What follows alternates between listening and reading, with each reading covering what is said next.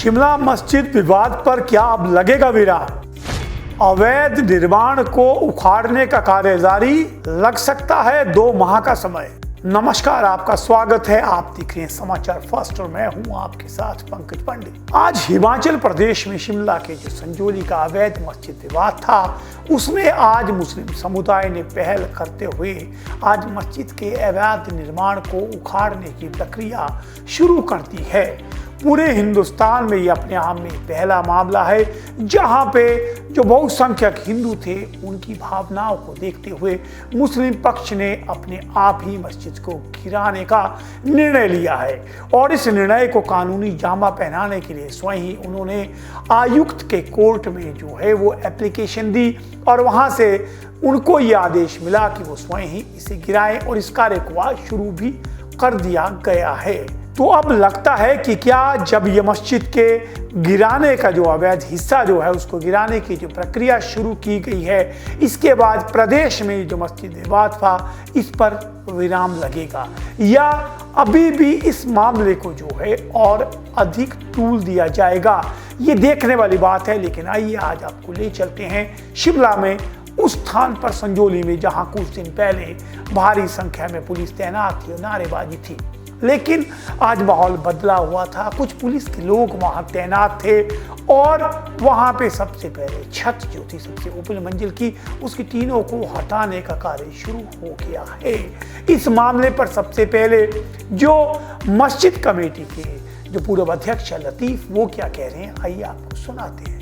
Court में जाने के लिए तो हम किसी को मना नहीं कर सकते, हर आदमी का अपना अधिकार है, कोई जाए ना जाए उसको तो हम नहीं कह सकते। और हमने तो जो हमारा स्टैंड था हम उस पर कायम है और वक्फ बोर्ड ने परमिशन भी हमें अलाउ कर दी और हम जो है जल्दी ही काम शुरू कर देंगे। अभी कितनी मंजिल है तो आपने अभी है? अभी आज हम छत खलवाना शुरू कर देंगे और अभी लेबर से बात कर ली और लेबर भी आने वाली है और हम छत खलवाना शुरू कर देंगे, क्योंकि अब मेन तो फंडिंग की मेन प्रॉब्लम है। पैसा तो कोई ना सरकार देगी ना कोई पब्लिक देगी, बनाने को तो सभी दे देते। अब जैसे जैसे हमारे हम तो अपने खुद पर्सनल जेब से ही हम अपने तो खर्चा कर रहे जी, जैसा भी वक्फ बोर्ड की तरफ से। बस वक्फ बोर्ड की तरफ से कोई मदद नहीं हो रही। वक्फ बोर्ड तो हमने वक्फ बोर्ड भी इसमें इन्वॉल्व है।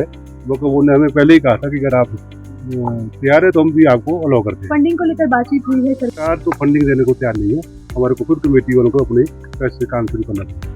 तो ये था लतीफ का बयान। उनका कहना है कि ये कार्य शुरू हो चुका है, हालांकि उनके अनुसार इसमें अभी भी धन की कमी है क्योंकि इसमें काफी खर्चा लगेगा और लगभग 2 माह के करीब समय जो है इस पूरे के पूरे अवैध निर्माण को गिराने में लग सकते हैं। उन्होंने आज शुरुआत कर दी है। अगर मैं बात करूं हिमाचल प्रदेश की, हिमाचल प्रदेश एक हिंदू बहुल राज्य है और मुस्लिम आबादी यहाँ पर नाम मात्र की है। यहाँ की राजधानी शिमला के संजौली में जिस तरह से मस्जिद विवाद उठा और राष्ट्रीय स्तर पर जिस तरह से इसकी चर्चा हुई, कहीं ना कहीं प्रदेश का आपसी माहौल भी खराब होता नजर आ रहा था और इसका असर हमारे प्रदेश जो शांति प्रिय प्रदेश के रूप में जाना जाता है उसकी छवि पर भी असर आया था।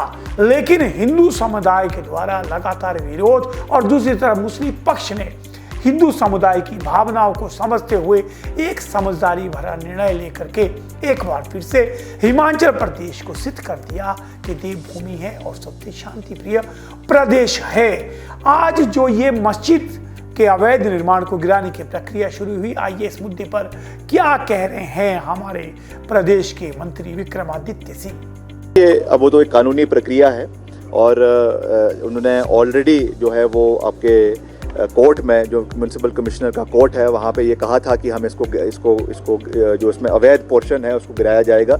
उसकी प्रक्रिया आज शुरू की गई है और उसका हम स्वागत करते हैं। भाईचारा प्रदेश के अंदर बना रहे, ये भी हमारा दायित्व है। प्रदेश के 70 लाख लोगों के हितों की रक्षा करना ये हमारा दायित्व है। प्रदेश में ऐसा कोई माहौल ना बने जिससे कोई भी वातावरण में जो है कोई जो है भाईचारे में गिरावट आती है, ये भी हमारा दायित्व बनता है। तो हम इस दृष्टि से पूरे मजबूती से कार्य करेंगे। मेरा उनसे यही निवेदन है कि जो स्टिपुलेटेड टाइम फ्रेम उनको दिया गया है 3 महीने का, उसमें पूरा करे। अगर उसमें उन्होंने कोई आगे अपील करनी है तो वो कोर्ट में करे और कोर्ट से उसमें जो फैसला आएगा उस हिसाब से फिर उसमें आगे देखा जाएगा। कह रहे कि फंड की कमी आ रही है कमेटी को, नहीं वो क्योंकि कोर्ट में उन्होंने ये ऑब्जर्वेशन दी है, कोर्ट को ये बात कही है, तो मेरा तो उनसे यही निवेदन रहेगा कि इसमें वो एक एप्लीकेशन कोर्ट में फाइल करे कि हमको इसमें और समय अवधि की आवश्यकता है। And let the municipal commissioner decide कि उसमें किस समय देना है या नहीं देना है। मगर शुरुआत हुई है और अच्छे रूप से शुरुआत हुई है। उन्होंने भी वॉलंटरीली इसको जो इसमें अवैध पोर्शन है उसको डिमोलिश करने की बात करी है। तो I think that is a positive step.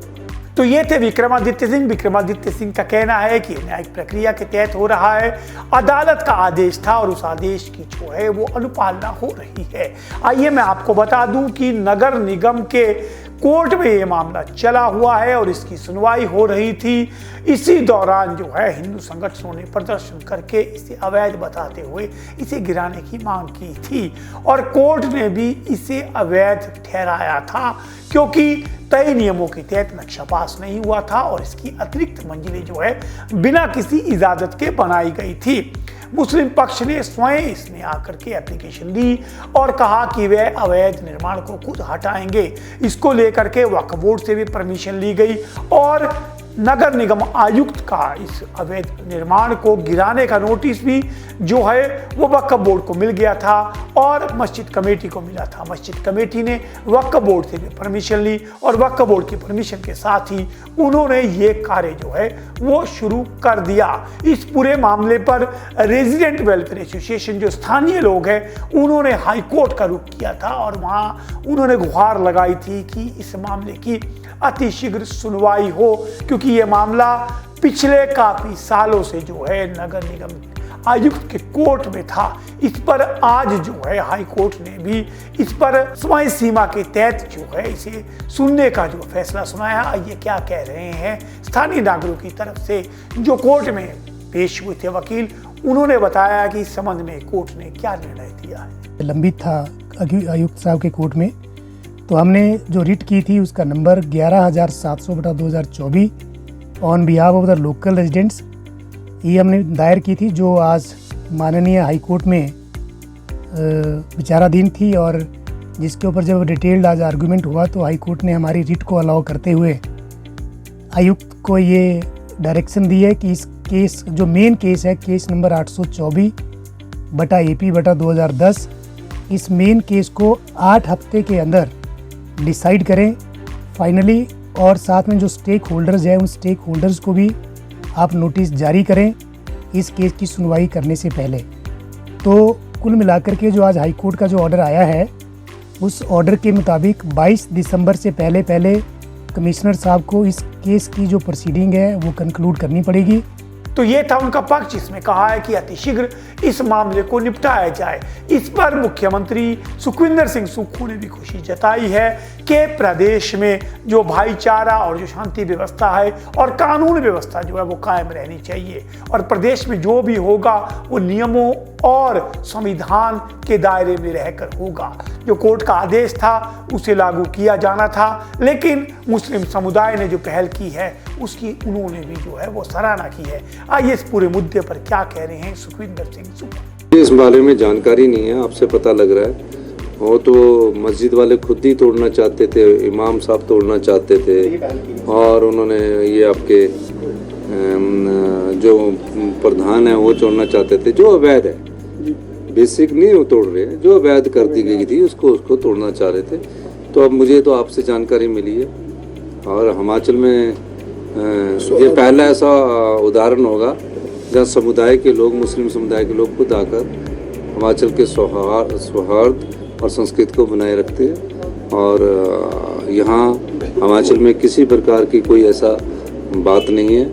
यहाँ सभी धर्मों के लोग बड़े सम्मान से रहते हैं, सभी जाति धर्मों के लोगों को यहाँ काम करने का अधिकार है, ये मैं कहना चाहता हूँ। तो आज की सबसे बड़ी अपडेट के पिछले 3 महीने से जो सुर्खियों में था संजौली मस्जिद विवाद, उसमें आज अवैध निर्माण जो है उसको हटाने की प्रक्रिया शुरू हो गई है और ये प्रक्रिया लंबी चलेगी। उम्मीद करते हैं कि अवैध निर्माण हटने के साथ ही संजौली में जो ये मस्जिद प्रकरण था इस पर अब विराम लगेगा और ये विवाद अब नया तूल नहीं पकड़ेगा। इसी के साथ ऐसी खबरों के लिए आप लोग बने रहिए और देखते रहिए समाचार फर्स्ट टू द पॉइंट।